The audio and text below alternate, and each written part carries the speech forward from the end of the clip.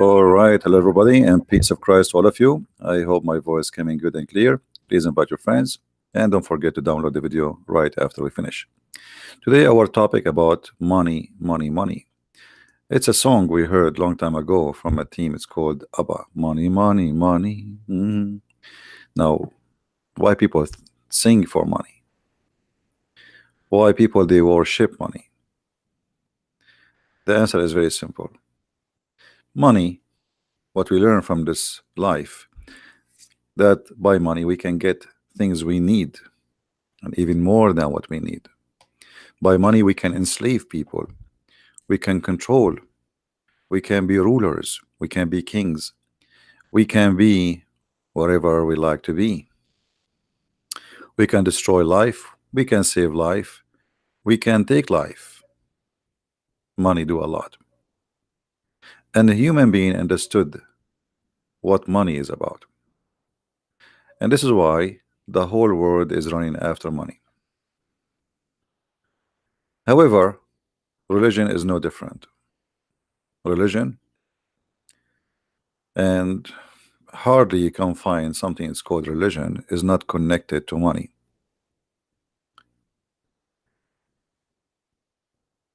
What Jesus, our Lord, he said about money? Is he a person who encouraged us to save money, to save a treasure for tomorrow? He said, look at the birds, who they have no worry. The birds, they don't,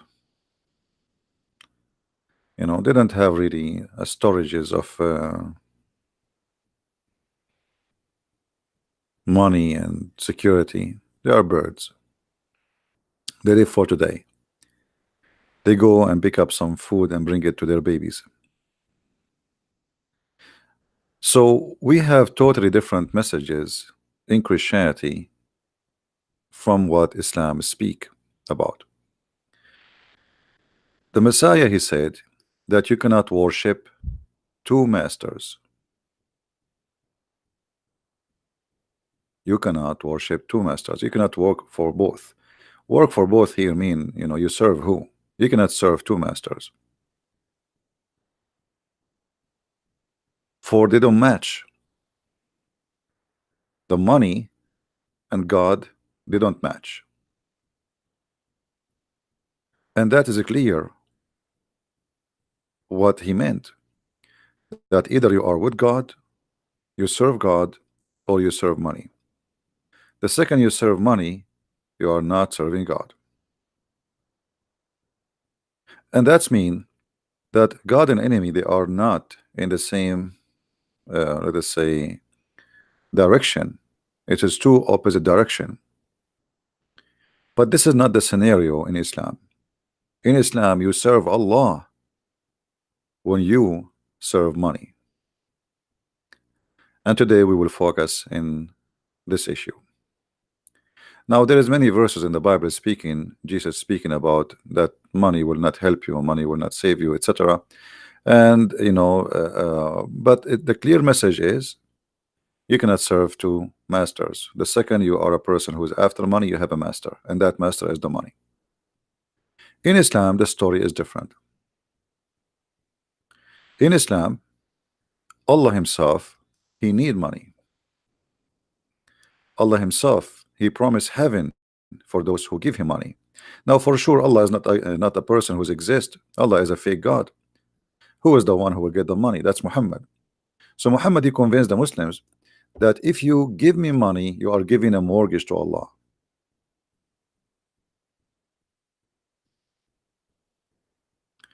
And he was using his God, as always, for the sake of generating money.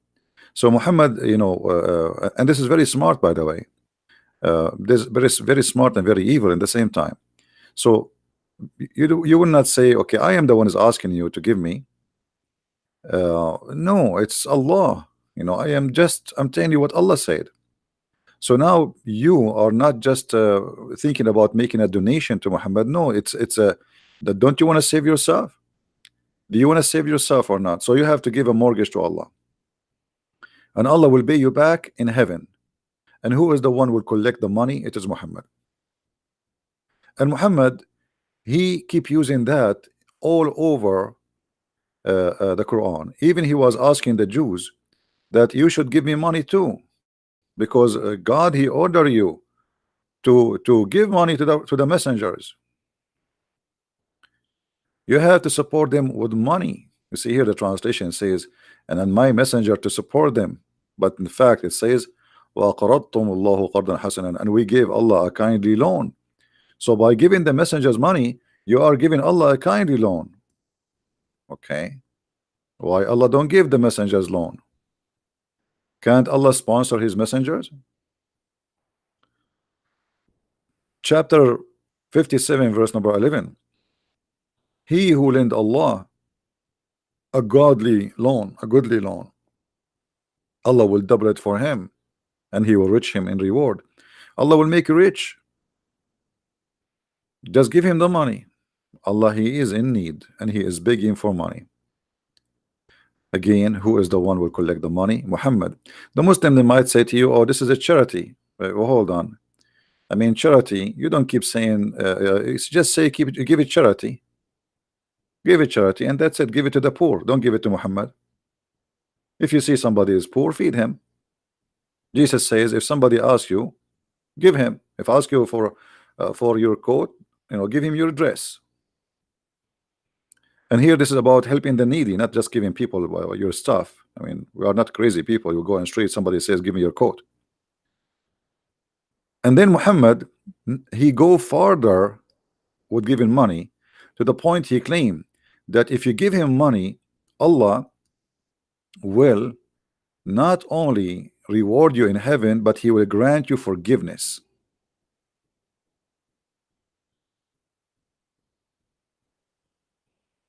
Do you see it? And here we need to ask ourselves, can we bribe God? Like now, if you gave the nation to Christian prince, God will forgive you from your sin. That is silly. That is really silly. What forgiveness have to do with giving money to somebody? You cannot bribe God. You will be forgiven for reasons. In Christianity, when the Lord, he taught us how to pray, they ask him how to pray, he says, say like this, our Father art of heaven. And there is something important in that prayer where he says, forgive to us the same as we forgive to others. So the first reasoning for forgiveness in Christianity is we forgive to others so we might be forgiven, not because we give money. You know what I mean? In order to be forgiven by the Messiah, by our Lord, the first condition is to forgive. You don't deserve forgiveness. Why I want to forgive you if you don't even forgive to others? You don't deserve it. So you're asking me to forgive you, but you don't want to treat the same people like, I mean, somebody hurt you, forgive him. You hurt me, you asked me to forgive you, so you don't forgive. Why I will forgive you? Not is because of you paid money to Jesus, you will be forgiven. What Muhammad here is saying, that if you give me money, Allah will grant you forgiveness. Allah will grant you this forgiveness. And that, obviously is far away from the truth. And Muhammad always, he used to scare people, to make them pay money. He is a professional scammer. If you remember, when Muhammad, he made a speech to the women, saying to them, I saw that most of you are going to be in hellfire. What was the solution? How those women, they can be saved from hellfire according to Muhammad? Very simple. Give alms. All those hadith says the same. Give Muhammad money. Give him your earring. Hmm? Give him your earring. Give him your money.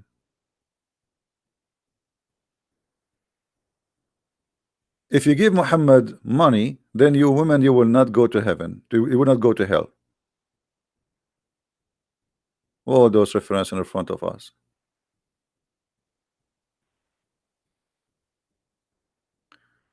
Muhammad right away he says, "Oh women, most of you are going to go to hellfire. So give alms." Give alms to who?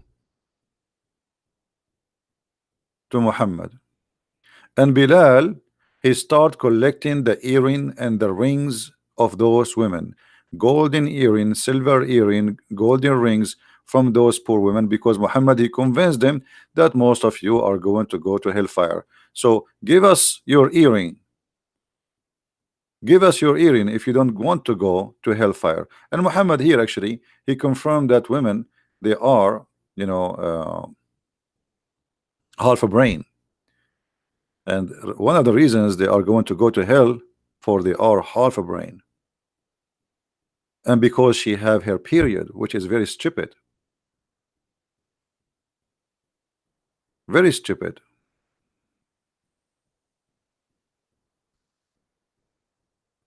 Uh, and the whole purpose of this speech is to make women give their earring and their rings, scaring them, saying to them, you will end in hellfire. So you want to be saved? Give us your money. Now, if Muhammad he saw that the majority of women they will go to hellfire, what giving earring will do to the women? Is that it changed her? No. You see the sick mentality. You see that what's wrong with this logic. Let us say Muhammad he saw us. We are a group of people sitting here, and he says, "Oh, I saw that most of you will go to hellfire," and then he says, "Give us your arms." What does that mean? Just by giving you some earring and rings, we will not go to hellfire now? Nothing changed on us. We are still the same.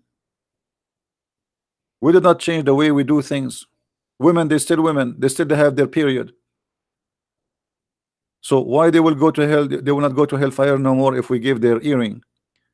Simply because if you give your earring, now you are Muhammad. He grant you forgiveness.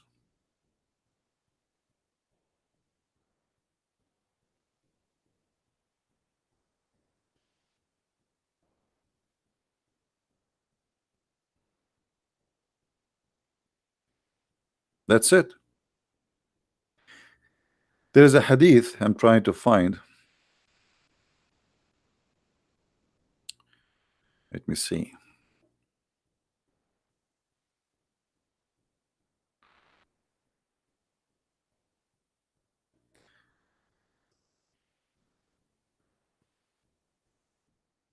Why Jesus did not say, if you give me your money, then you are going to be forgiven, forgiven. Why Jesus did not have the same logic? If the Muslim they say that Jesus, which is Isa for them, which is a really wrong name, uh, that Christians and Jews they have the same God. So why in the God of Islam, if you give some money, you are going to go to heaven, and you give it to the Prophet, but if you give it to if you don't give, then you go to hell. And why women they will go to hell? Just because they have their period, because they have half a brain. If the women have their period, that's mean if that is a defect in religion. That's what Muhammad said, a defect in the religion. So if this is a defect in religion, isn't it Allah who made them with the period? And since when having a period will make you a bad person? Look here what happened in this hadith here. He commanded them to fear Allah. Why? Because he said to them in the beginning, he was working with Bilal, his slave, and then he says to the women, directly speaking to women, then he moved away and he went to the women, and Bilal was with him. Bilal is the money bag. He is a slave who collect money from those who Muhammad he scam. He commanded them to fear Allah and exhorted them and remind them.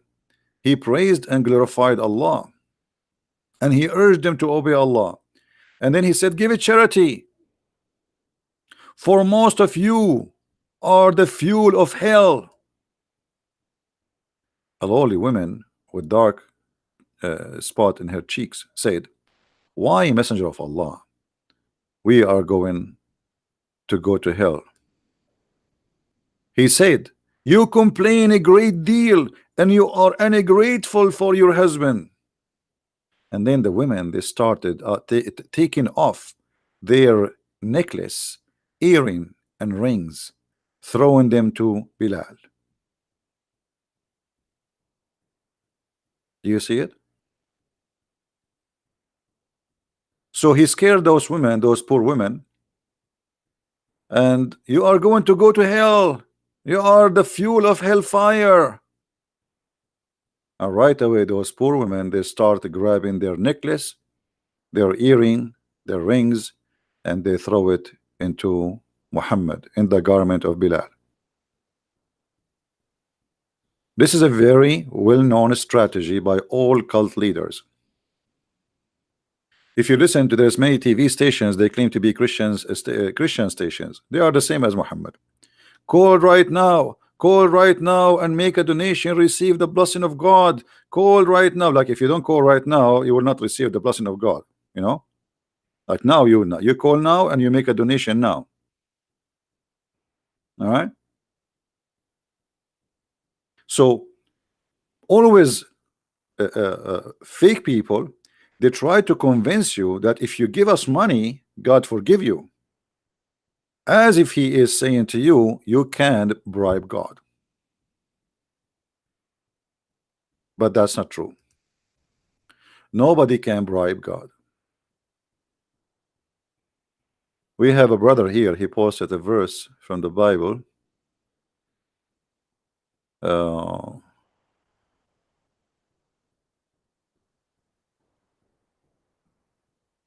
Yeah, actually he just posted a verse for us. You guys, you can read it in Psalm 49. Thank you for that verse. So you cannot bribe God. You cannot earn forgiveness by giving money to someone he claimed that he is the one who present God.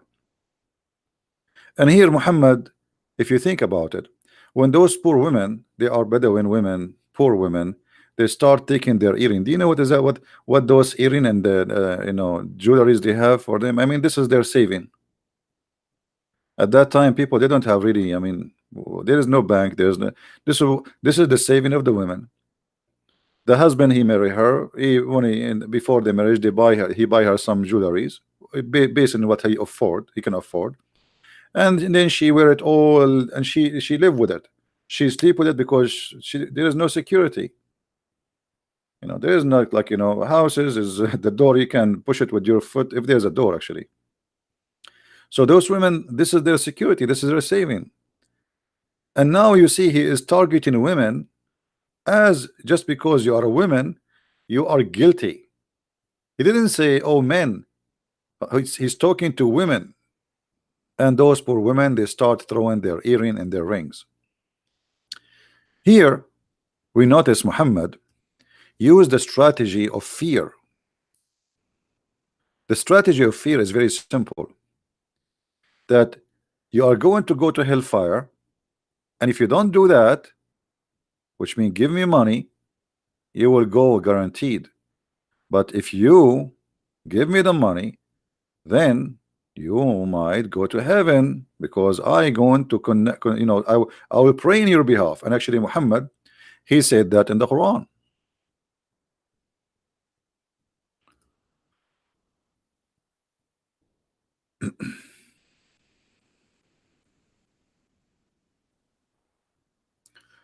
Muhammad, he says, if you want to meet the Prophet, which means Allah, suppose he's speaking, oh you believe, when you consult Messenger of Allah in private, spend something in charity before your private consultation. So you guys, if you want to talk to Christian Prince in the private, you have to pay.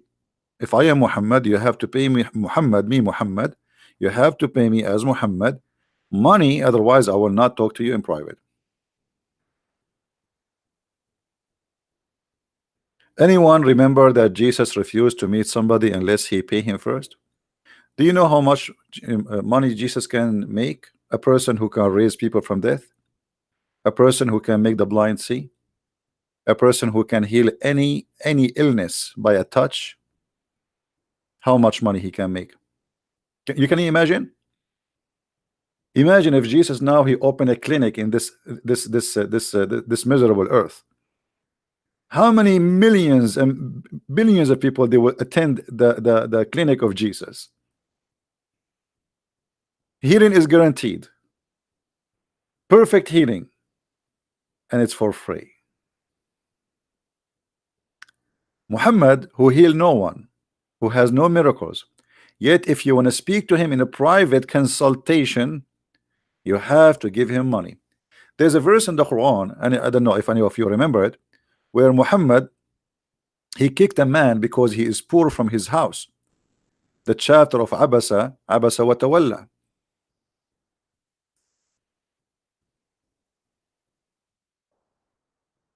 There's a chapter in the Quran, chapter 80 verse number 1. It says that the Prophet gave a bad face to a man. Who is this man? He is a blind man. But why? What for?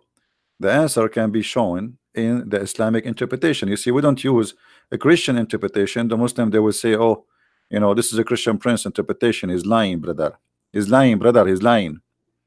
No, I'm not lying, my friend. I'm not. This is your tafsir, and we will show it in the screen.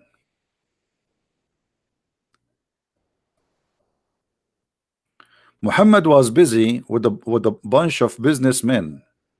This is the book. It's called Asbab al-Nuzul, which means the reason for the verses to come down.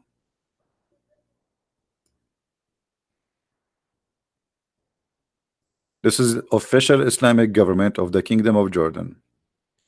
Muhammad, when Ibn Maktoum, who is a blind man, he come to meet him.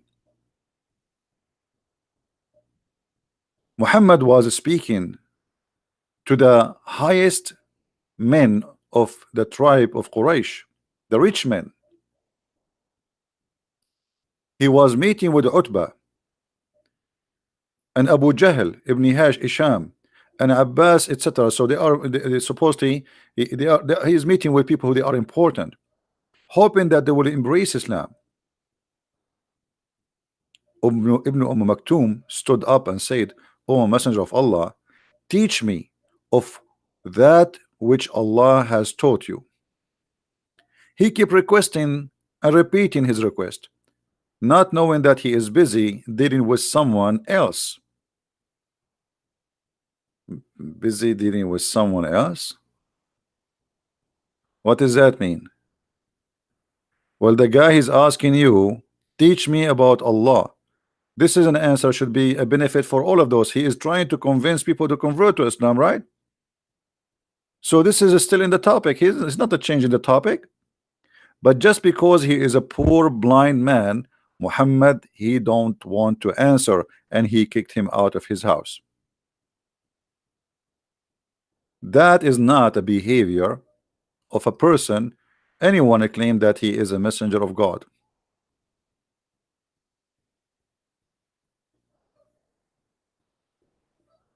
Why a man who is a messenger of God want to do such a thing? Shall we go to Ibn Kathir and see what Ibn Kathir will say about this? We can go to Ibn Kathir and try to find out in the English of Ibn Kathir, which is different always from the Arabic. But let us see, let's get them busted. This is Ibn Kathir, chapter 80, verse number 1.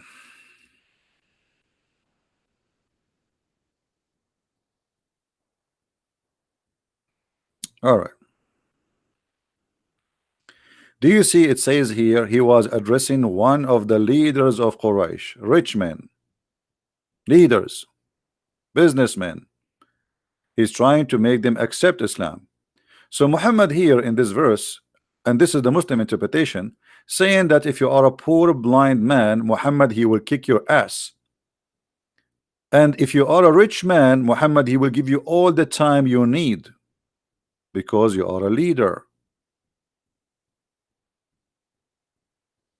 Ibn Maktoum, who was from the earliest people to accept Islam, yet Muhammad, he kicked his ass and he was rude to him. Even the Quran confirmed that. But somebody might say, okay, why the Quran reporting the story? After Muhammad he did that, people, the same people who Muhammad was meeting them, they start saying, look at this guy, he claimed to be a prophet of God, yet he was rude with the blind man who believe in him. You know what I mean? Because they witnessed this.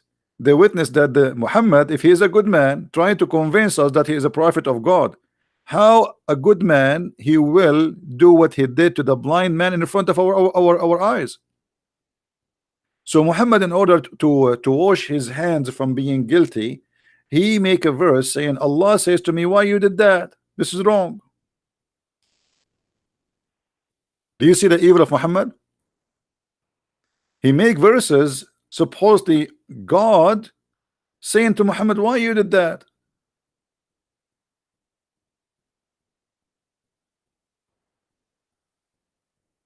The Muslim, they say to us, Muhammad was the most noble person. He was the most amazing person. I never saw a noble person. He will kick the ass of somebody he is blind, because that will be against his nature, regardless if he is busy or not busy.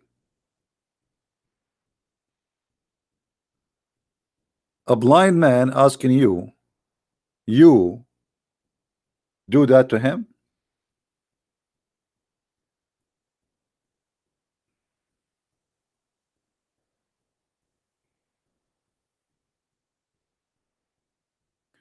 And actually, this blind man, he helped Muhammad to fabricate Quran. If you remember, when Muhammad he speak about that those who go for jihad,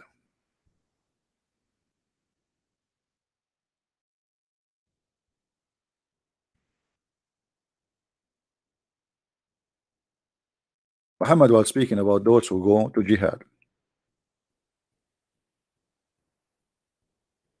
and Muhammad he mentioned that there is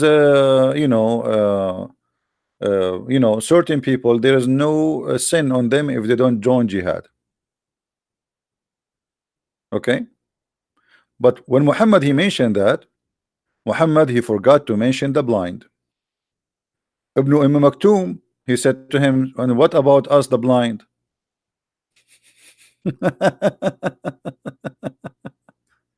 So Muhammad he added to the Quran right in the spot when the guy was just sitting next to him, and we can show you the reference,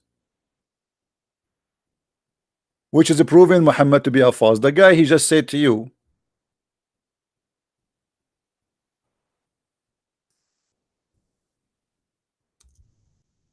what about the blind?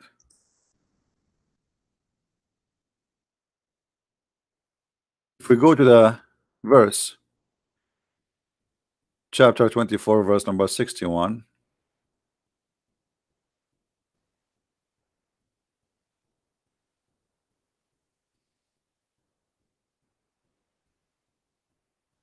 So actually this guy, he was a helpful for Muhammad. He made Quran for him, or at least he gave him reasons to make verses.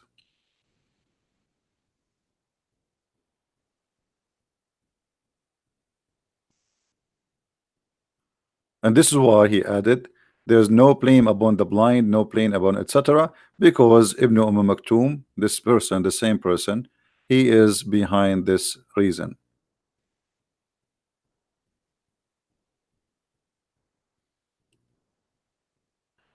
In different verse, Muhammad he says the following.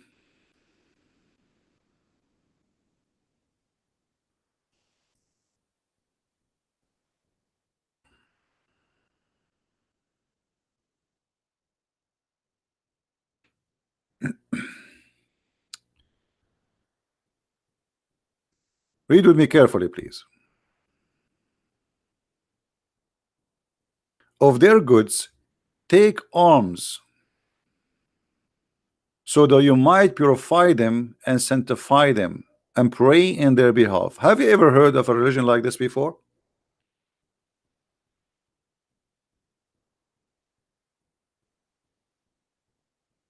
Anyone notice here what what is the dangerous about this statement? Who notice? Let us see from you guys. I want you to think with me. What is the problem with this verse? As you see, this is not my translation, this is not my website, this is your Islamic website, this is your Arabic, this is your English. Everything is yours, Muslims. I have nothing to do with it. What is the problem here? Anyone notice?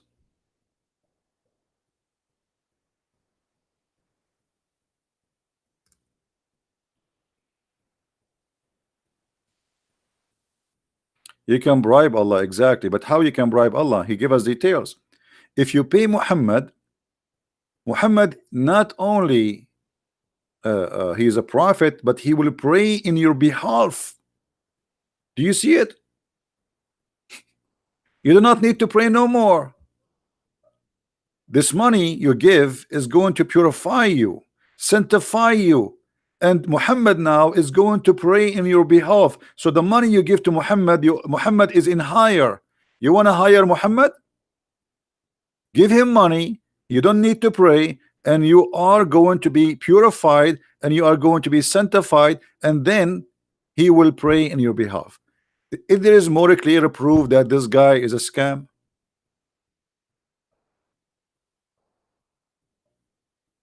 so imagine I say to you, if you give me money, you don't need to pray. That's it. I will pray on your behalf. Just give us the money. Obviously, this is a scam. We have a Muslim guy. He's saying, "Is this guy is stupid?" Osman, answer us. Okay, maybe I'm stupid. You are smart. Osman, you are a Muslim and you are smart. I never saw a Muslim. He is not smart, by the way. All of them are genius. To the point they believe that there's in heaven, there's a woman. Her ass is 1 mile.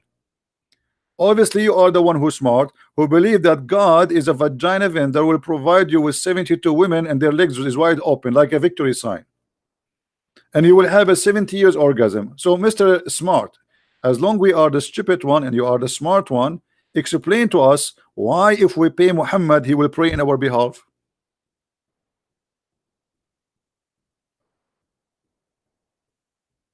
Do you know, Mr. Smart?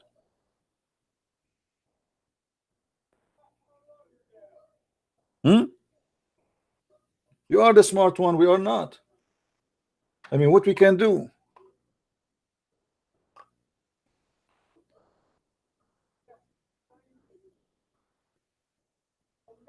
He see a lot of poor people will go to heaven. My friend, he see a lot of people will go to heaven, but yet his best friends, all of them, they are rich. He promised Uthman ibn Affan, and he make him the caliphate after him because simply he is a very filthy rich. Who is the poor people? Muhammad, he bought, you know, the Quran says, look at this. Have you ever heard, not only in Islam, not only you can bribe God, Allah can bribe you too. If you are strong and Allah need you, Allah will bribe you. Look at this verse.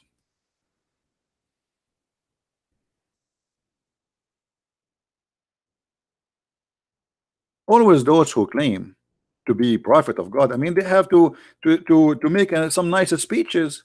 What they will say, the poor people will go to hell.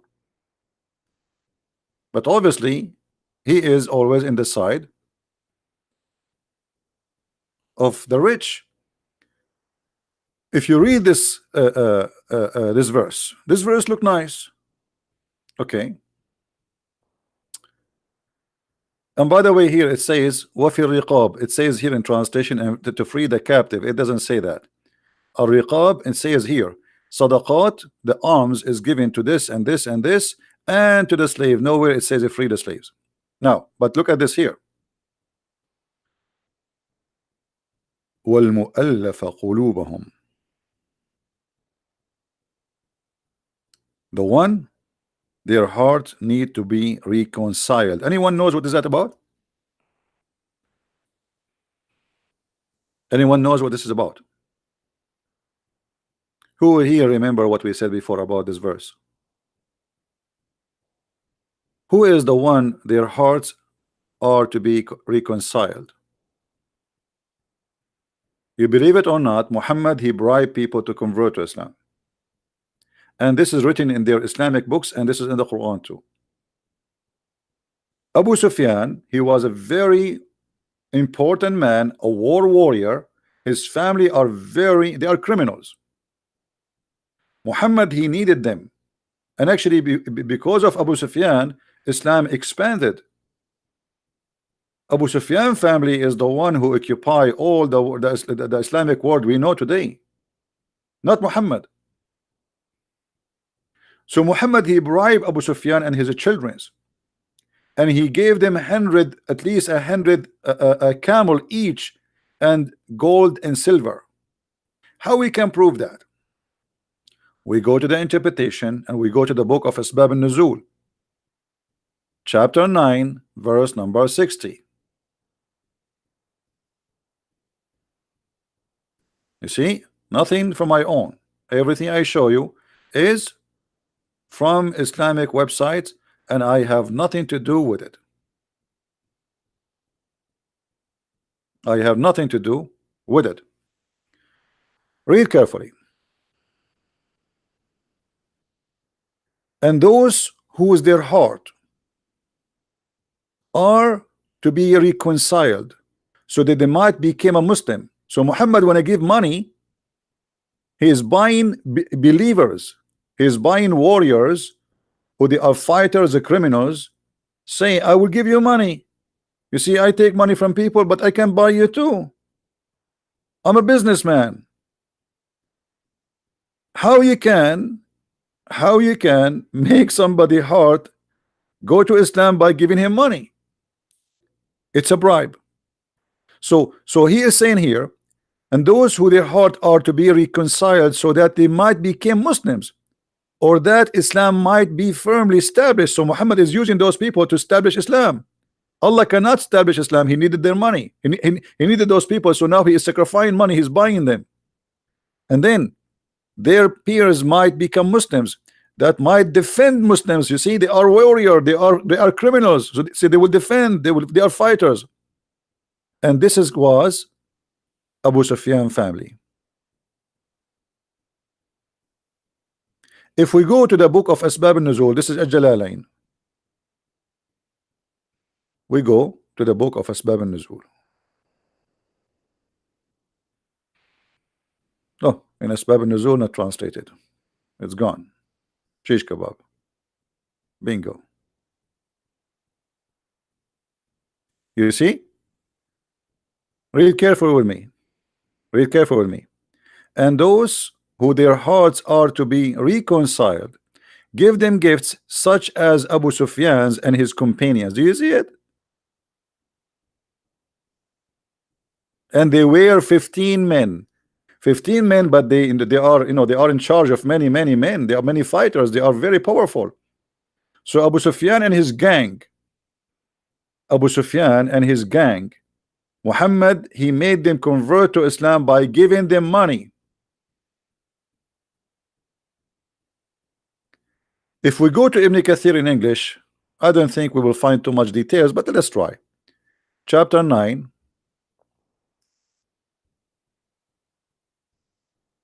verse 60.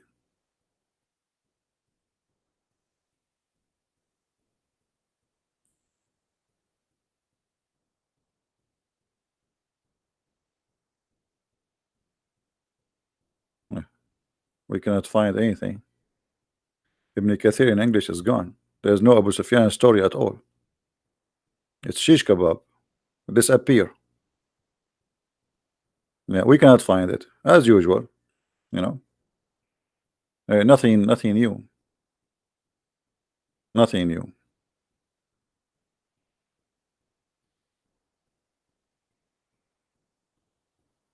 Yeah. So Muhammad, he accept a bribe, and he will pray in your behalf, as we showed you, and he will sanctify you by giving him money, And Muhammad too, he used money the same way he used money for his benefit, promising you going to heaven. He bribed people to convert to Islam, and those who their heart, okay, he could not convince them to convert to Islam. What he can do? Well, give them money. Those people, they like money, so take money and convert to Islam. Now, how Muhammad, he is a prophet of God, and how Allah is God, except that somebody he will convert to Islam by money, paying him money, and that is okay. You know what I mean? Unless this is a pure cult.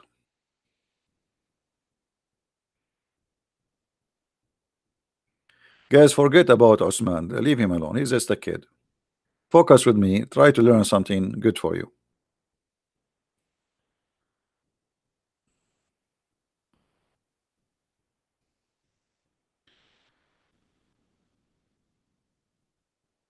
What if I pay somebody to convert to Christianity? Is that really a real conversion? That's fake. That's false. So what? Are we fooling God now? So I give you money, you became a Christian. Are you saved? You are not saved. You are going to go to hell. Actually, me and you will go to hell now, because you did not convert because you believe. You convert because of the money. So you worship the money. This is why the Bible says you cannot serve two masters. You cannot serve money and God. So we have totally two different agenda and totally two different belief. So those naive Christians who says to you, oh, Islam is Abrahamic, Islam is Abrahamic, shame on you. Shame on you. If Muhammad he used some names in his cult, does not make him, or does not make those names belong to him. What if somebody 10 years from now he says, I, a Christian prince, he support me and he accept me, but he is a big fat liar? He can use the name of somebody people they like, and this is exactly what Muhammad did. He brought names which you like so he can make a delicious dish for you. Somebody wanna put a poison in your food, he will put it in your best food, not in the toilet seat. Do we agree? In order to put poison for you, I have to make you believe first that this food is good to eat. I'm not going to put it for you in a piece of ugly all the cheese, smelly cheese, you will throw it in the garbage. I will bring you the best of the cheese. I will bring you the best of the salad. I will bring you the best of the food you eat, you like to eat, and then I will put my poison there. So he brought the names which you like. He brought Musa's, he brought Abraham, he brought even Jesus, supposedly Isa, and he brought Mary, and he brought all the good names, and he put them in his book so you can eat.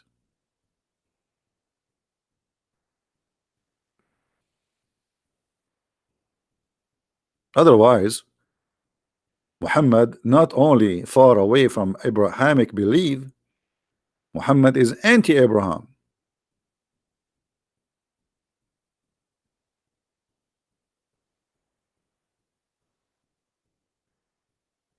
At the same time, we have tons of evidence that Muhammad he have no answer to debate those who debate him in his time. As an example, the Christian and the Jews, they did not accept Muhammad for a second. And because Muhammad is a liar, he have no answer. So how Muhammad he answered the Christians and the Jews? Using the name of Abraham. Let us show you this verse.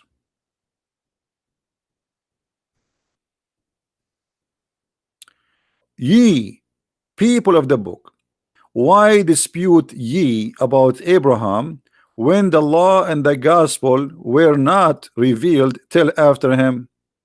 Have ye no understanding? Which means, are you stupid? Now look who is stupid here. Muhammad saying to them, you are debating me about Abraham, but you came after Abraham. But is it he is the last one to come? Here you notice that this is cannot be from God. This is from a stupid idiot who have a very low IQ.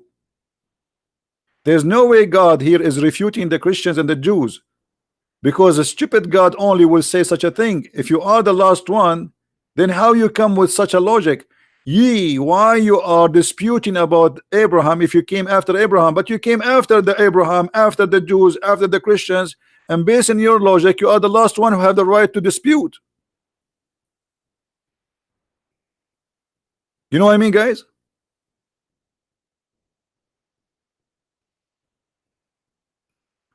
Abbas is saying, why Jesus, he said to the women, dogs. Jesus was quoting what the Jews they say. The children of Israel, they say, don't cast your bread to the dogs, because they insult always their God. Those are the Aramaic people. But for an ignorant like you are saying why Jesus says that. But why you don't ask yourself why Jesus, he said to her, blessed your belief. You have a great faith, and he did miracle for her. Why you did not ask yourself how Jesus, he accepted her? Why you did not say to yourself why the woman, even if she is coming to him and ask him in a miracle nobody can do unless he is God?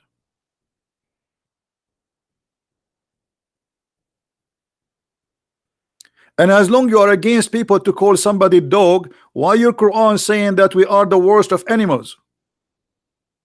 Hypocrite Abdul.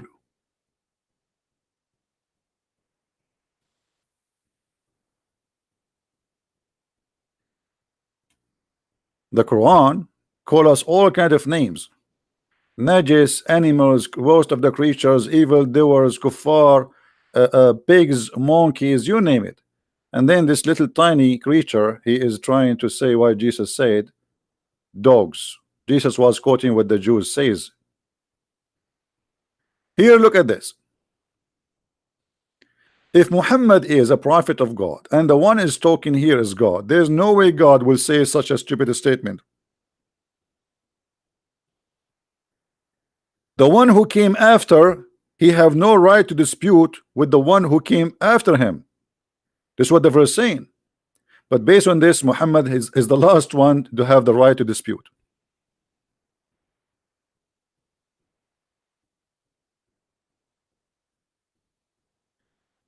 Jihad does not mean holy war. Here we go. Okay, the one who says jihad does not mean holy war, who is the donkey who told you that? Give me his name so I can get him busted. You know, I saw many articles that say jihad is your struggle with yourself, the struggle with fasting. That's a big fat lie. This is yes, there is many meaning for jihad, but the jihad which a Muslims will get a reward with is the one who do go and kill. When somebody come with a statement, there's one of two things will happen to Christian Prince. Either he will laugh at you or he will laugh with you at yourself.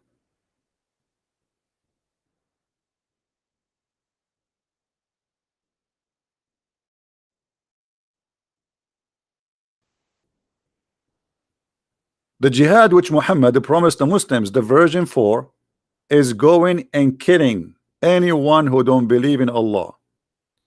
And the jihad have two parts, either by money for those who cannot go for war, or those who go physically and kill. Now if there is anyone who dare to say I'm lying, please let me know. Actually, why we waste our time? We can get you busted immediately. Here we go.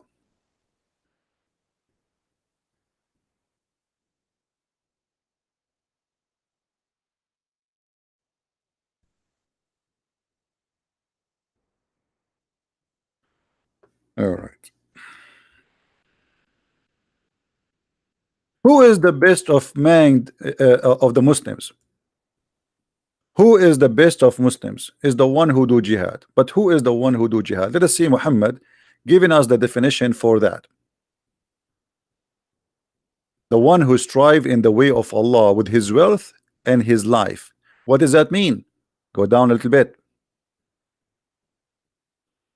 He said, a man asked him, O Messenger of Allah, which of the men is the best?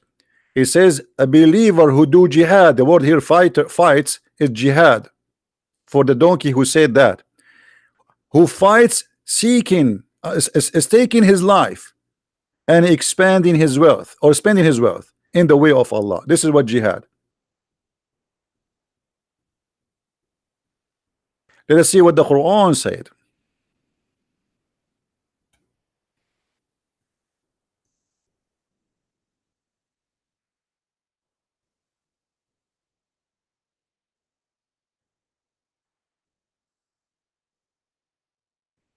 We have tons of verses about jihad.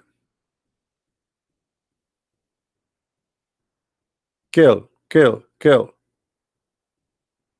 kill.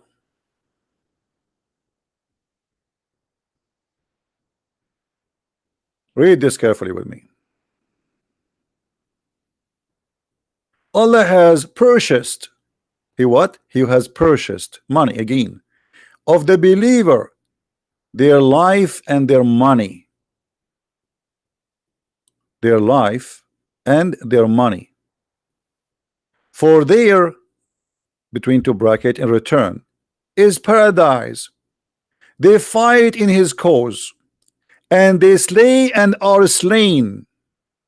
Where is the donkey who says to us that jihad does not mean to holy war? Where is that donkey who said jihad is not a holy war? Put your ears up. You do not need to put your hand up. You know, you're a donkey. Put your ears up. Do you see how they lie to you? Is that a Quran or this is a Christian Prince book?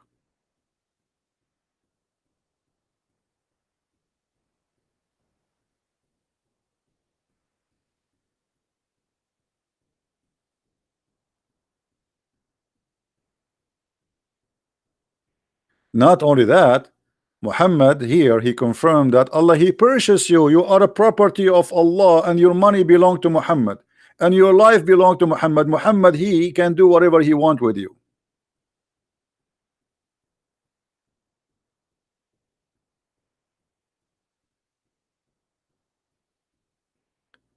Well, we don't want to change the topic to talk about sex and jihad, but if you want to have tons of reference, you can go and get my book, Sex and Allah.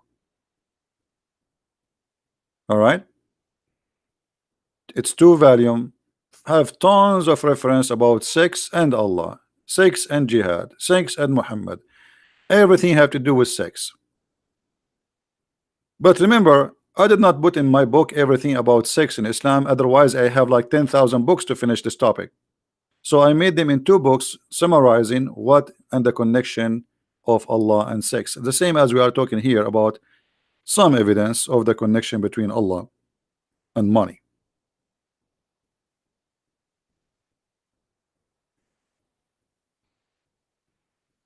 If there is a Muslim, he is a sheikh, and he think he is not shaky to debate me, please don't hesitate. You can give us your Facebook, post a challenge in your Facebook.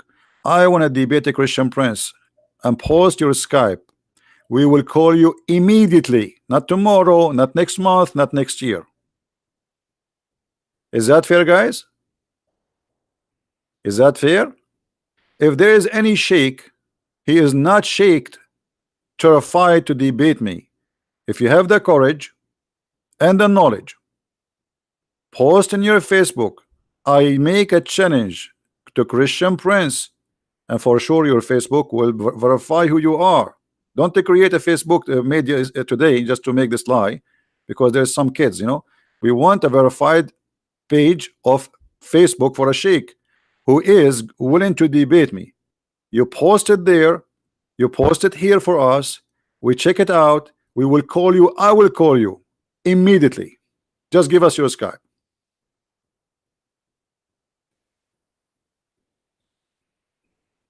Anyone there?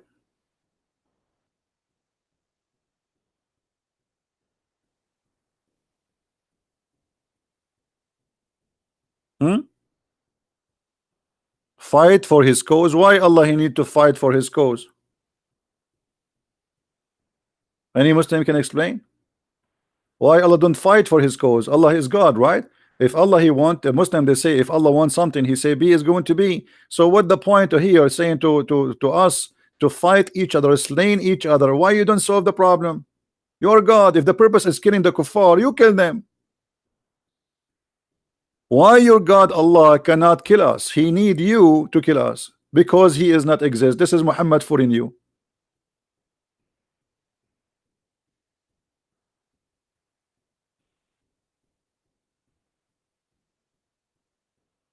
Allah long time ago he made a threat to people like me, saying to them, if you don't believe in Muhammad, look what we will do to you. What he will do to us? Brother, if you don't believe, brother, in the Prophet Muhammad, brother, Allah is going to erase your eyebrows, and Allah is going to make your mouth close, and your nose is inside your head. Let me show you the interpretation. Chapter 4, verse number 47.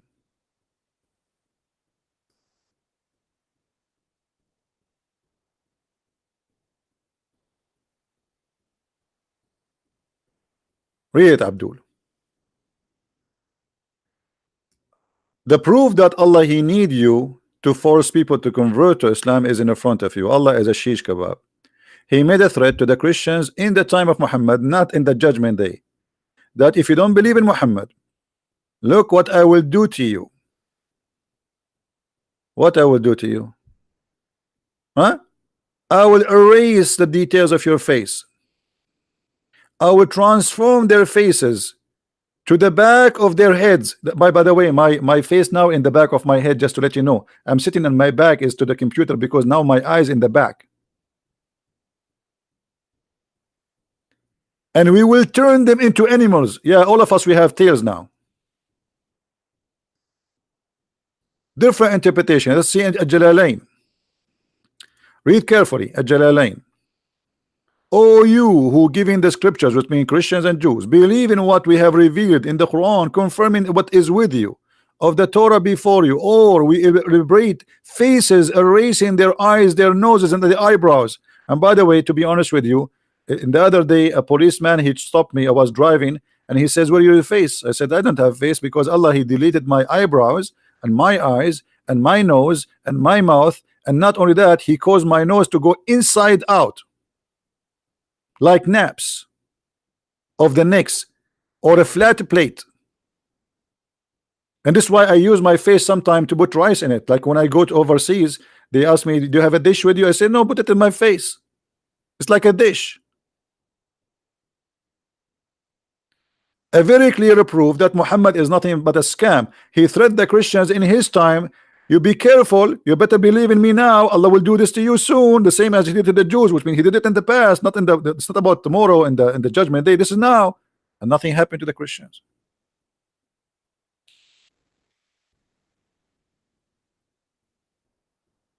Allah will make my nose inside. That's something.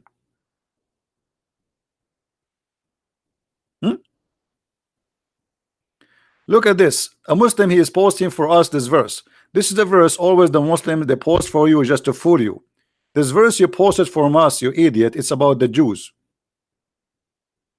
Muhammad here is saying, he is quoting a verse from the Old Testament, where the verse says, if a person he killed an innocent man. This is from the Old Testament, and this was for the Jews. Why Muslims they love to lie? This is have nothing to do with you. It says there actually, and we order Musas. Why you don't post the verse before it? This is for Musas, not for you. And if we ask the Muslims, by the way, who is an innocent person in Islam? The one who kill an innocent person is the one who kill a believer. If you kill non-believer, he is not an innocent person. Liars will end in fire. And we are here to get you busted. Right? Let me show you. First, by the way, this person, this liar, he did he cut a part of the verse. Did you notice? Did you notice that? Did you notice how he cut a part from the verse? He's a corrupt person. Muslims are corrupt people. Let me take a snapshot of what he posted us, and this is the verse in the Quran. He cut the part where it says we made it obligation for the children of Israel. He cut that from the verse because he didn't want to show you that this was for the Jews, not for him. And Muhammad was quoting the book of the Jews. Do you see it? This is the Quran. Why he cut that part? Why he cut the part where it says the children of Israel? Because this is the whole idea. Islam is a scam. Why you don't cut, why you cut the verse? This is the same verse. Where is the part where it says and we gave that law to the children of Israel? Because you are a liar.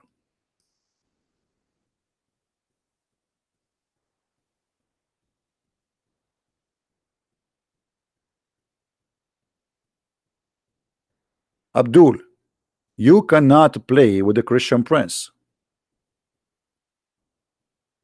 I don't even play chess with myself. I will lose. And not only that, the same verse here is still when the Muslims explain it, it says you cannot kill an innocent person which is a Muslim. If a person he is not a Muslim, he is guilty. There's an interview between what his name, this guy in England. England became the nest of terrorists. What his name? I forgot his name. The Pakistani boy. They made an interview with him in the BBC. He says, why you don't condemn the killing of innocent people? He says, yes, first of all, innocent people in Islam is Muslims. Go search it right now. No, not Ali. What Ali Dawaj? Ali is just a kid. Andam Shawadri, Andam Shawadri.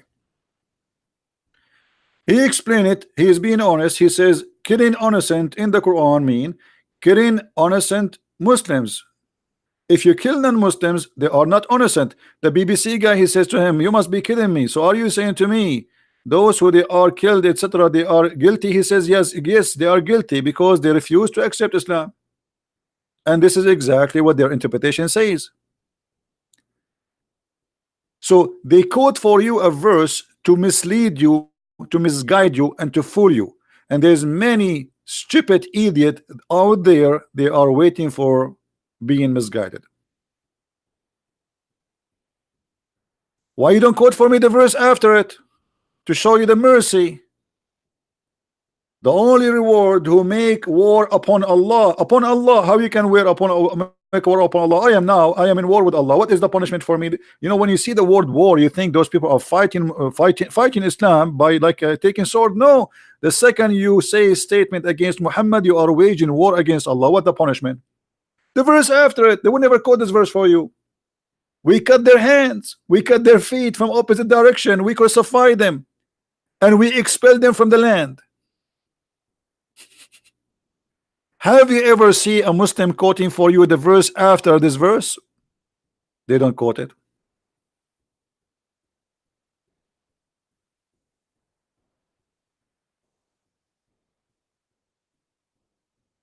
It is just the verse after it. This is the verse, and here we go. This is the verse after.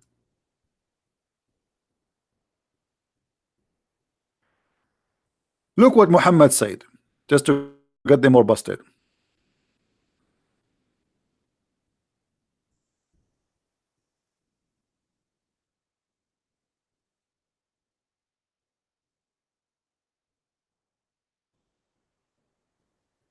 Yeah, this is what I said, that this verse was not for the Muslim. This is a quotation from the Old Testament. Muhammad, all those hadiths saying that I've been ordered to kill all mankind except Muslims. Do you see it? I've been ordered. Here they use the word translation fight. Well, fight what? By zucchini? Fighting by the sword.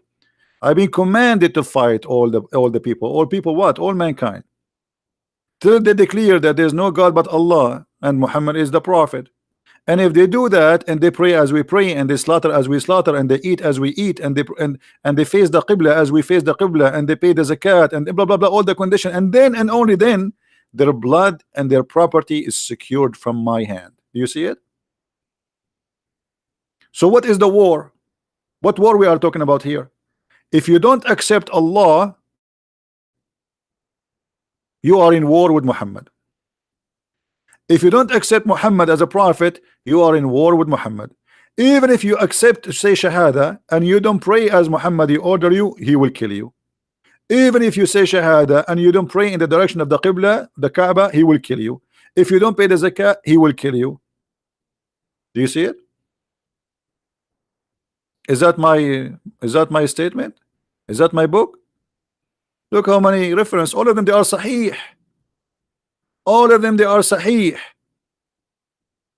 Their blood and their wealth are safe from me. Muhammad is nothing but a gang leader. Why their blood and why you want to take their wealth? Just because you don't accept to say Allah is God and Muhammad is prophet, their wealth is insecure and their blood is free for you? Yes, this is Islam.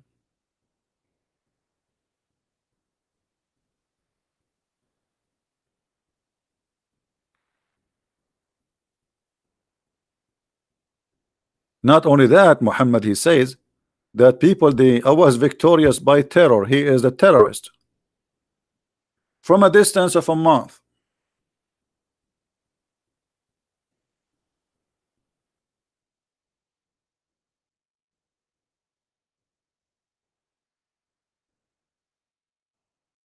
From a distance of what? From a month. I was victorious by terror in the heart of my enemy. Another hadith. The Prophet says, I have been given 5 things. What Muhammad was given. Let us see what he was given. Number 1, he was victorious by terror. He scared his enemy from a distance of a journey of 1 month. Do you see it? Do you see it? Jesus was not given that. Jesus, if he come to your house, you will be happy. You are safe and you are secure. He will not kill you. Muhammad, you say the name of Muhammad, people are terrified, for he is a terrorist.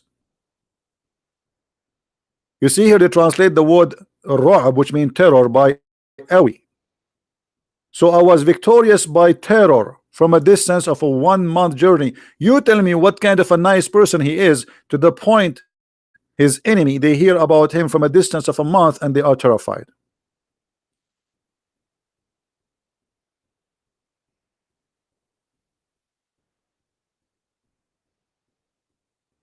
Now we go to the second part of our topic. Go back to the money.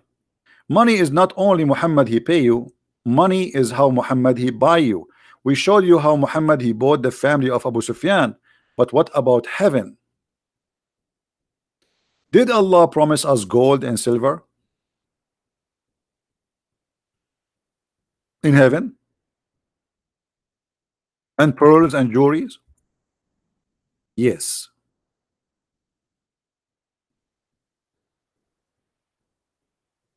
Read carefully with me. Allah he take your money now, but he promised you money later.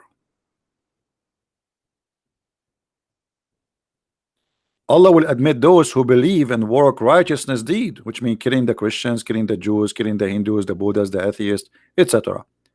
To the garden beneath which rivers flow, they shall be adorned therein with a bracelet of gold and pearls, and their garment made of silk. God wanna give me bracelets made of gold? That is money. Clothes is made of silk? That is money. Pearls, and even the ground will be made from za'faran. The ground in Islam is made from za'faran and jewelries.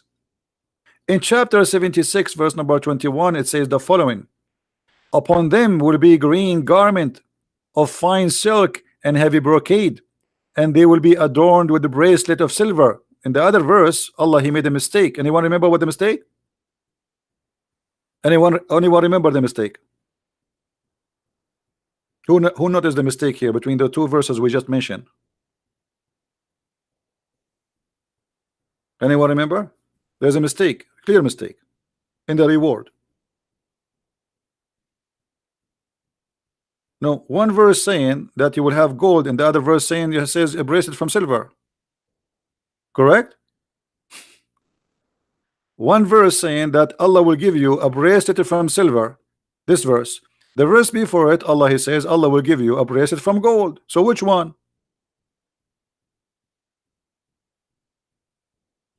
Here it says asawira min fidda, bracelet of silver.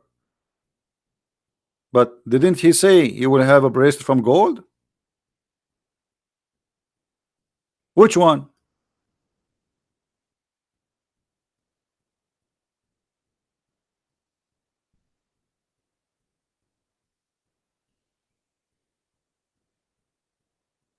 Did you notice? Allah do not remember what His promise is. So in one verse He says the bracelet will be from gold, in the other verse the bracelet is from silver. And there's a huge difference between bracelet from gold and bracelet from silver.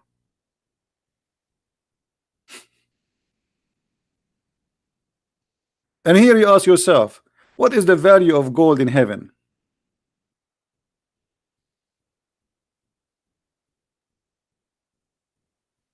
Hmm? What is the value of gold in heaven? What you would do with gold in heaven? I mean, this is the most cheapest city heaven ever. Imagine I give you £1,000,000 of gold and then everything for free. So what we will do with the gold? And Muhammad he says that in the heaven of Allah, your house is made one brick from gold and one brick from silver.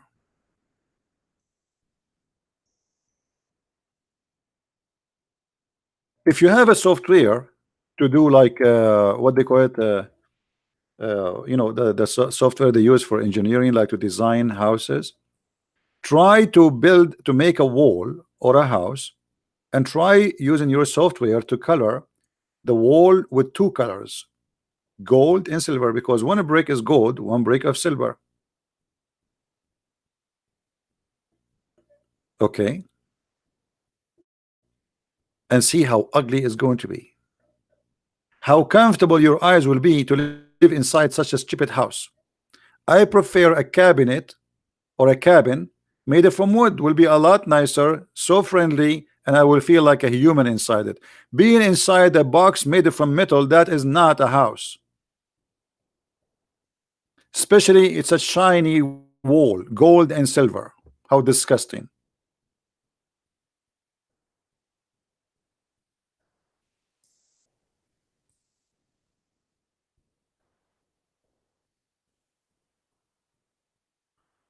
Let us go and see some description.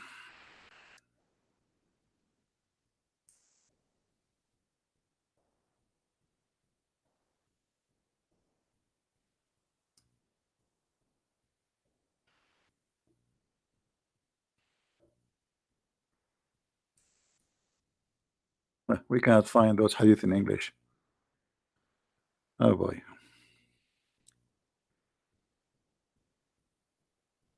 Yeah, the embarrassing hadith, they will not be. Let us show. Let us see this verse in the Quran.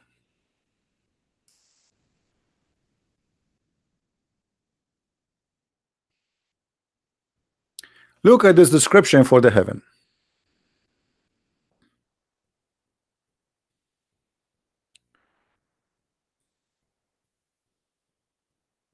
In the hell, there's no food, but in heaven, you will eat as much you want.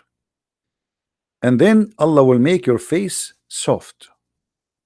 You see the translation here is false. It says joyful.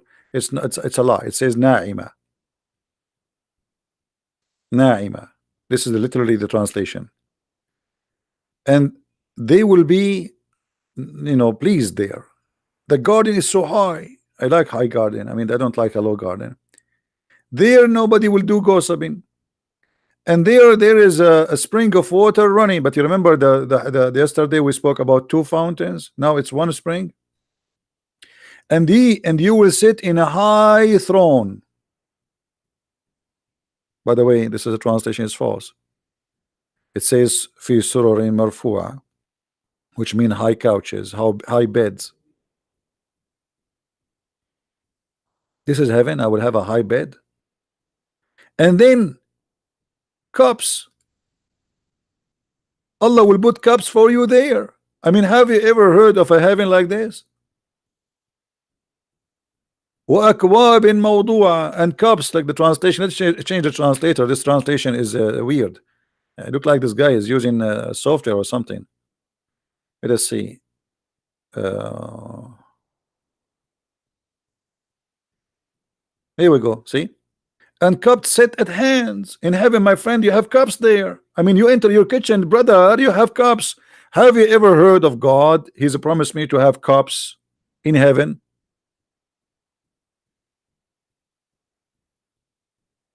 That's God's talking. And brother, we will give you even cushions, and they are in rows. There is many of them, cushions, a lot of cushions. Have you ever heard of a God that promised me a heaven have cushions? I mean, the one is talking there is God.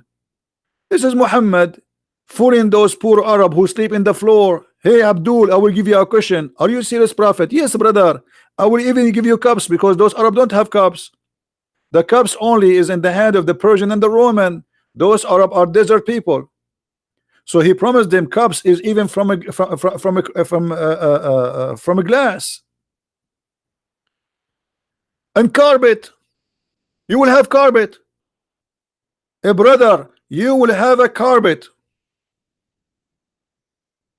And look at the city Muhammad. Suddenly he jumped from I will give you cups and cushions and a throne and beds and flowing water, and then suddenly he says, don't you see how the camel is created? What does have to do with the topic before it?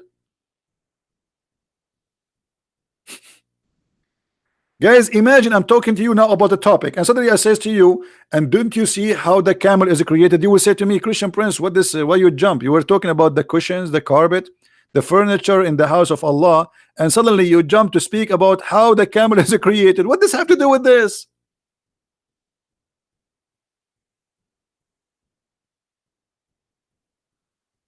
I mean, this guy, he have a diarrhea. He don't know what he's talking about.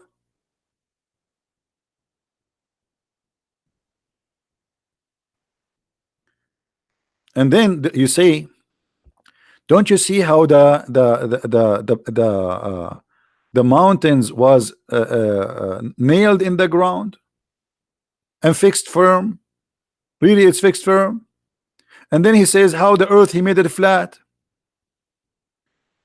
You see in the translation it says how it's spread out.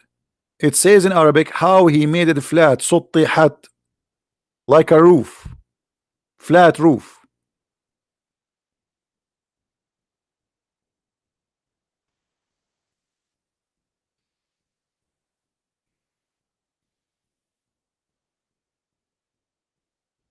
And yet they say to you, Islam makes sense and Islam is a religion. Islam is a crazy, is a cult.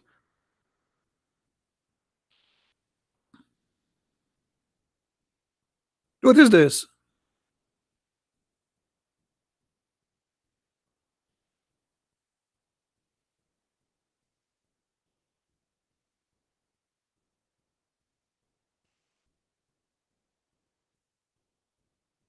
Look at this one. Hold on, let me show you this one. We mentioned that Allah will give you cups, right? Okay, read this one with me. You believe it that this is God talking? First of all, around you, brother, there will be boys. You will be reclining in your bed. Imagine that. Recline in your bed. And you will be facing each other. I mean, look at this description. So brother Abdul Shabir Ali will be facing brother Shamsi. His bed is here, his bed is there, and they are facing each other. And then around them there will be little boys who they are naked, and they are so beautiful like pearls, as in different verse describe them. And they will serve them, those boys, or around them there will be cups and jugs and glasses from a flowing wine. And you ask yourself why somebody want to commit suicide. Hey, look at his life here, it's a disaster. He have to work, go in the work, work as a taxi driver or a truck driver, and spend the whole day driving or doing concrete work to make pennies. He kill himself. He go there. He will find all those boys naked around him and women opening their legs. There's no panty, and each time he have sex with her, Allah, he will make her vagina brand new for him again, and cups and jugs and glasses, and he's wow, that's amazing, brother. And even the fruits, brother, of what you like. And by the way, just to let you know, in the heaven of Allah, there is a great diet. There's no beef, there's no pork, there's no lamb. The only meat is allowed is the flesh of birds.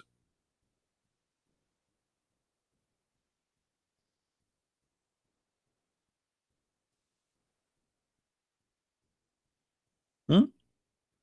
This is the open buffet of Allah. Only chicken, no shrimp. That's it. But hold on, actually, somebody here, David Kenwood, he said something important. Guys, the Quran says Allah will give you flesh of birds, right? But do you remember when Muhammad he says the first meal people will go and eat in the heaven, what is this? Who remember? Who remember?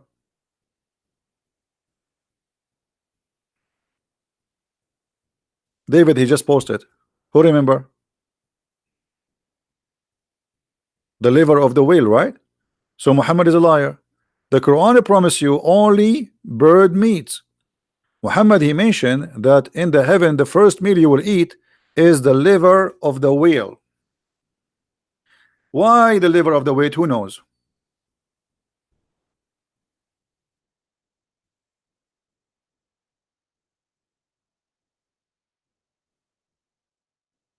Hmm?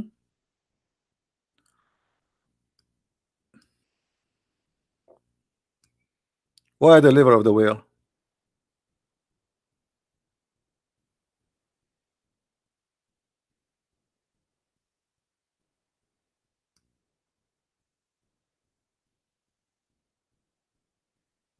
Six.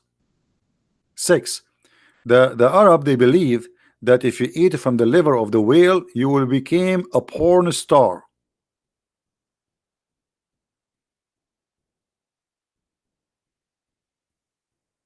Remember, now you are going to go to the heaven of Allah, so you need to be ready. So you eat the liver of the whale, your private part will become like takbir.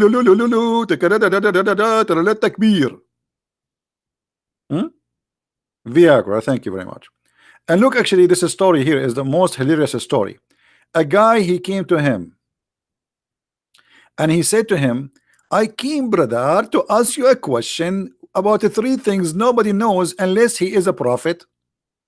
Hold on. Guys, he's asking him a question about three things nobody knows unless he's a prophet. But the guy, he know the answer. Because later he agree with him. No problem. Nobody knows the answer for it unless he is a prophet. But the guy himself, he know the answer. Let it go. Firstly, what is the first portent of the hour? Secondly, what is the first meal of the people of paradise? Thirdly, what make the baby look like the father?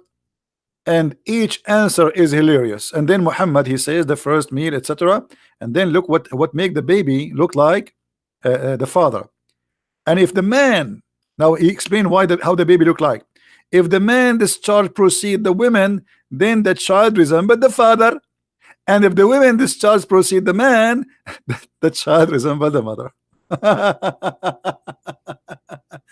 And this is nobody knows the answer for it except the prophet, brother.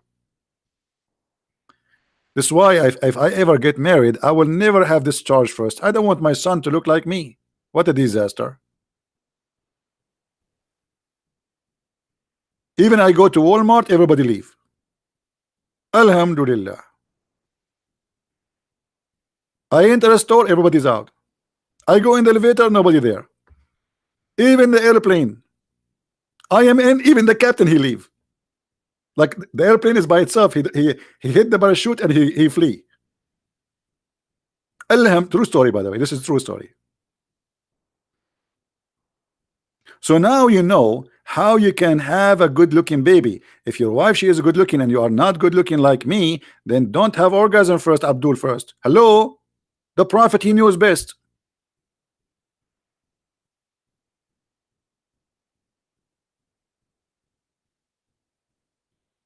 You found a sheikh, let him post in Skype, he in the, sorry, in the Facebook, that he accepted challenge me, and you know, just give us his Facebook, and he can post there his Facebook account, and we will contact him. Hmm?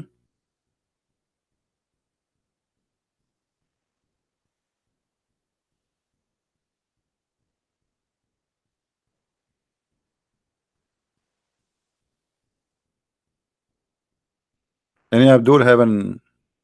This is what proves that your prophet is a prophet, because he believed that the first meal of people who enter heaven is a whale liver. Allah will hunt whales. Allah is doing fishing right now. How many whales Allah he need? How many whales Allah he need? We have 1.5 billion Muslims supposedly.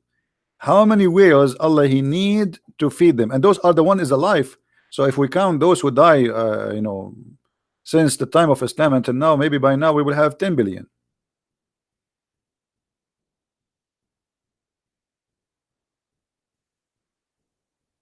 We need a lot of whales.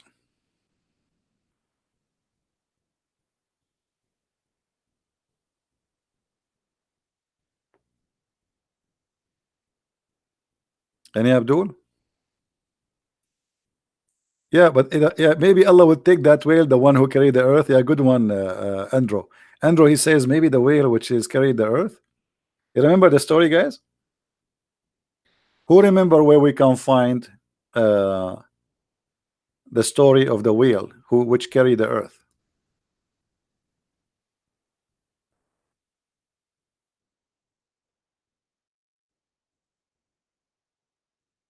Who remember? Before I put it in the screen, who remember? Which verse is speaking about the whale carrying the earth? Noon. Yeah, but what verse? What chapter? Actually, that chapter is, it should be, actually the chapter name should be chapter Noon, but the Muslim, they change the name, they make it Al-Qalam with a pen. Noon. Noon. It is one of the miracles of, look at the translation, guys. Look at translation. Look at how funny. Noon is one of the miracles of Allah. Why? It's a letter, brother. It's a one letter. This is a miracle of Allah. So if I say noon now, I made a miracle. Noon is an Arabic letter. You see here, noon is not really noon. It's just N, letter N. Let me type it for you in English. It just, this is what it is. What miracle of Allah, you donkey. But because they cannot explain it, it's a miracle, brother. That's it. This one says noon. In Arabic, when a letter alone, we give it like a name, so we call it noon. But it's a letter N. That's it. This is a miracle of Allah. Why? Is Allah the one who made this letter? But if we go and to try to find out what this noon mean, you will be really amused. Shall we go and see what noon mean? Just for the sake of education. Chapter 68, verse number 1.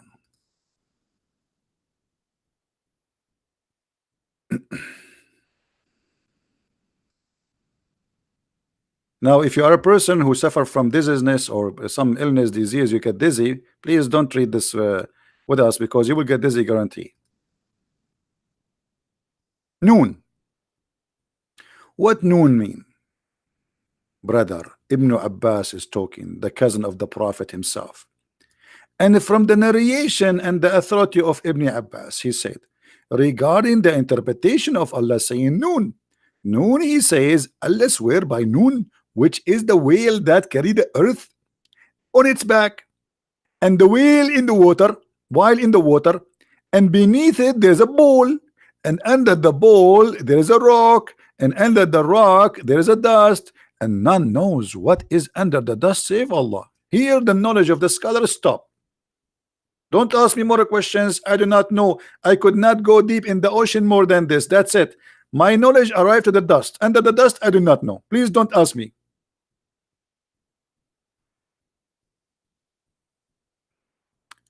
So there is a whale is carrying the earth. And who is carrying the whale? There's a ball. The name of the whale is Lewish. And by the way, this is not Lewish Farrakhan. This is different Lewish. And it said its name is Lutaya. And the name of the ball is Bahamut. And some they say that the name is Talahut or Liwana. The whale in the sea is called Adwad. And like a small ball in a huge sea, the sea is an Hollywood rock whereby there is a 4,000 cracks. Even the Muslims were able to count the cracks in the ocean before all the scientists. Look at this. They knew how many cracks down deep the ocean. How they knew that if Allah is not God, brother? 4,000 cracks. Abdul, the 4,000 cracks is in the head of the one who made this chapter, not in the ocean. And from each crack, water spring come out to earth. It's also said that Noon is one of the name of Allah. Hold on.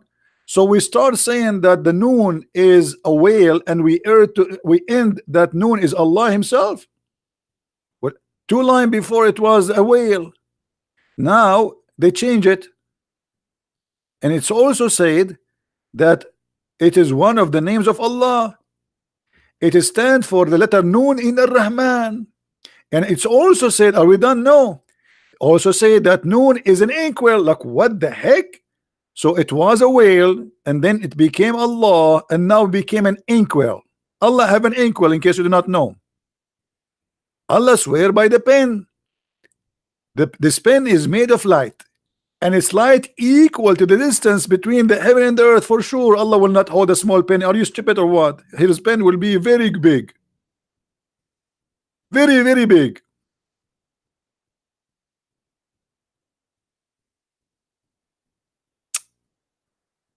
Oh boy. How many of you feel like converting to Islam? And by the way, supposedly this is interpretation. This guy is explaining. Anyone understand anything now? Is it better before the explanation? I mean, after the explanation, now we are getting more dizzy. So which one is the correct meaning? I mean, this is the interpretation. This is the explanation. And the funny, the Quran says, Allah said that we made the Quran explain the Quran in great details.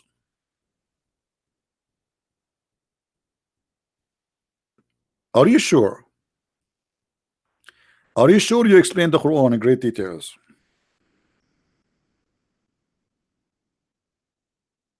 I can't tell, brother.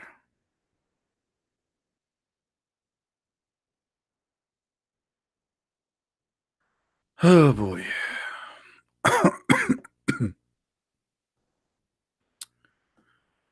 Do we have any Abdul have a comment?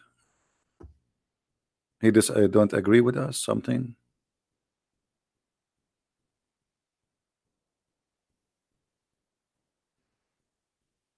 And thus how we explain our ayat. Allah explained them?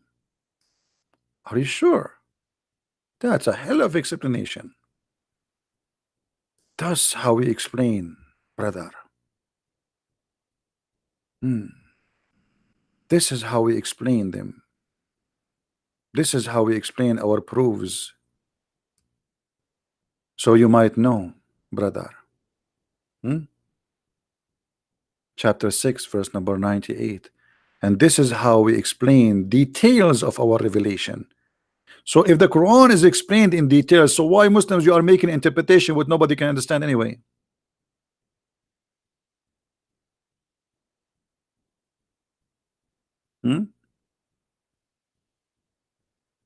Any Abdul?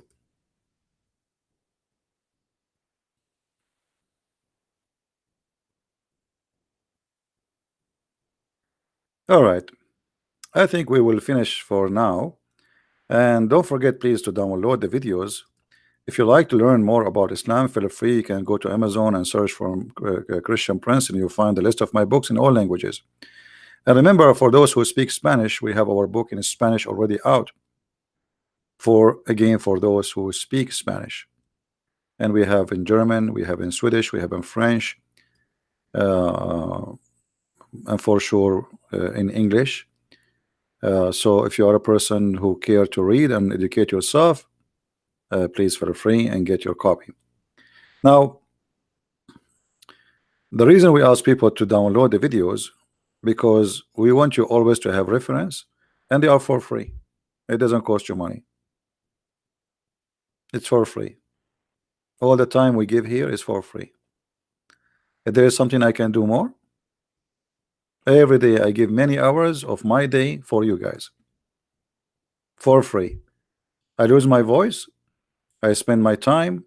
This is a topic which for me very annoying, by the way. I don't like it, but because there's nobody to replace me, nobody can take my place. Somebody have to clean the garbage, and that is me. Cleaning garbage is not fun, but somebody have to do it. Otherwise, all of us we will get sick. Otherwise, trust me, I am sick of this cult. My head is a library of garbage. Nothing useful. But as you see, sometimes even garbage is useful, because many people, they might be misleaded, misguided, and they've been fooled and to convert to Islam. So I'm using the garbage which is in my head, which is about Allah and Muhammad, to save many people as I can. So please help us. Download the videos, share them. It doesn't cost you money. It just take a click, post it in different place. You can cut them pieces, topic by topic. Like today we mentioned many things. You can make them 15-minute each or 10-minute each. It's up to you. Or you posted the whole thing together. If you speak languages, you can translate the videos, the short videos, make them short. That will make it easier for you, an easier project, and add a subtitle any language you wish. My friend, don't make me feel that I'm wasting my time. I'm here to educate you, so one day you will not be left alone. And one day I will die. All of us we will die. But your child, he will go in the internet, and there's tons and millions of people that are trying to hunt him down, make him believe in such a stupid cult. So what we do here is extremely important.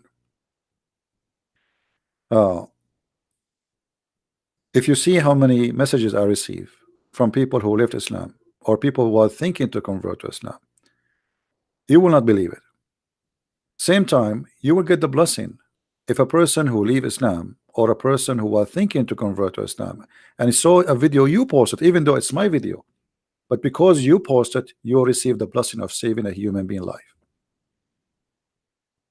Yes, you do, because it is you who posted the video there. It was your hand who helped this person to be out of the ocean of hell. So help us, so you might help yourself. You know, many they say, well, Islam is far away from me. What if your child come to you today and he heard a child in the school saying to him Islam is from the true God, and he tried to fool your son? What you will do? How you can refute him? How you can? Already he's brainwashed. It's going to be too late. So share your knowledge with your family, with your friends, even with your children. For sure, each one of them depend in his age. Don't wait until the danger come. Explain what the drugs is, not after what your child take a drugs. Explain what AIDS is, not after your child is get infected. It's too late. What we do here is an extremely for your health and the health of your family and your society. Help us, so the Lord will remember us in his book. Time will come and the Lord will ask me and you, how many hours you spend a day in your life to serve me? How many hours? Sadly, many of us will say not even a minute. Me myself, I have a lot of hours. Still I feel guilty. I feel I can do more, but I wish really I can stay all day long talking. But the more you get older and etc., like you sit in behind the table. I used to sit behind the table for 10 hours, 12 hours, 13 hours, actually sometime even a day or even a day and a half non-stop. But the more older you get, the more harder it get for you to sit. It's not easy. Talking for many hours, you will lose your voice after 2 hours max. Try it. But the Lord is our provider, and the Lord, He give us strength, and I will do as much as I can, but still we need your help so you can be a person in his society, in his community, to transfer the message into something good. So thank you very much for being here. I appreciate all those who support us, either by coming here or even by donation or even by spreading my videos. For by doing what we do, we are helping the world to be better. Better security, better economy. How much money we spend because of Islam for security in airplanes? Your airplane ticket became twice double because they increased the tax due to the security. Billions and trillions of dollars are spent everywhere in the world because of Islam, just for security in the airport alone. So Islam making a huge impact in your lifestyle. You spend now 2 or 3 hours waiting for the airplane. Before the airplane, you have to be there 2 hours in advance at least. So just for the sake of security check, because of Islam, we used to go to the airplane and nobody even asked us what you have in the bag, just before 9/11. So Islam is changing the whole system, because now people, they fear for the security. Even in China, I went in China, you know, they have many incidents where terrorists, they drive with their cars and go over the road and they kill as many as people they can. Even in China, not only in Germany, not only in France. So now you go to France, you go to Germany, you will see there's many roads are blocks. You can't even drive your car through because of Islamic terrorism.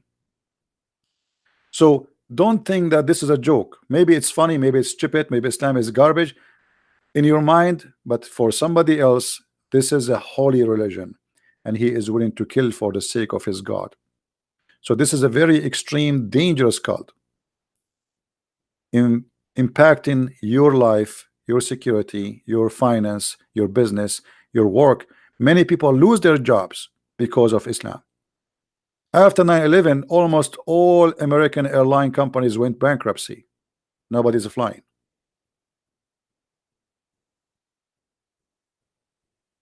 So be careful, my friend. This is not a joke.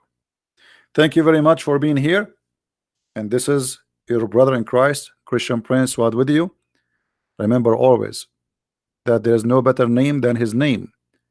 And they can hurt our body, but they cannot kill our soul. We are saved, and he is with us, and he is now listening to us. Every two who mention my name, I will be between them. He is right now listening. We are the followers of the living Christ, and they are followers of the dead Muhammad. Let the dead bury the dead, and we are with the living God. His name is Christ. He is our Lord. Thank you very much. Christ is Lord. Islam is false. And see you soon again. Bye-bye.